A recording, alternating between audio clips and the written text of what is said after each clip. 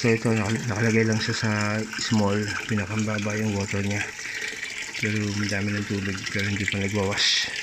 So yun yung problem niya. Hanggang umapaw na yung tubig niyan, hanggang sa magde-drain na yan or overflow na.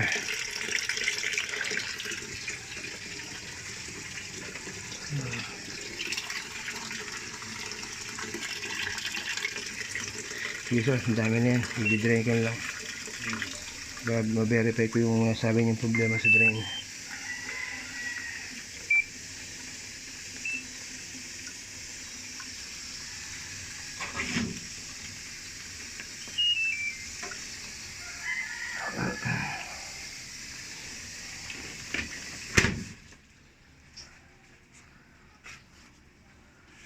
Nag-jump agad siya sa ano eh. Sisab-sabahan ko yung mangyari.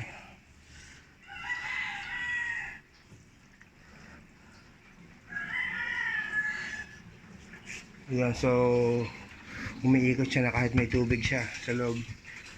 Dapat kasi iikot lang na spin dry yan once na maubos na yung tubig.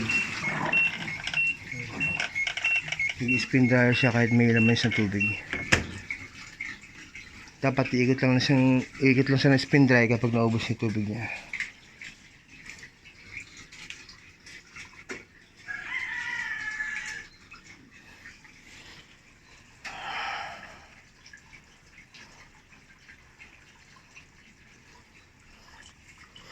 Bale sir, yun yung mali na nangyayari sa spin dry niya. Umiikot siya na may tubig.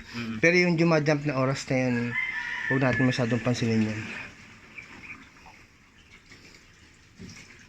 Kasi yan, hindi siya dapat iikot ang spin dry na may laman siya. Yan lang natin para maubos. May gawin ko na yan.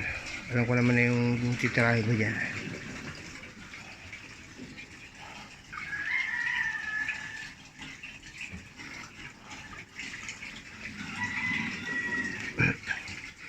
Hintayin ko lang na maubos yung tubig niya.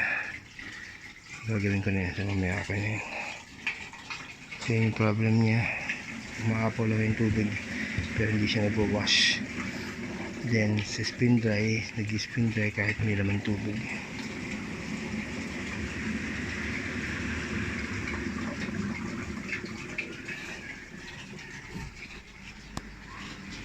Dito sa 3 lane subdivision, 3 lane 3.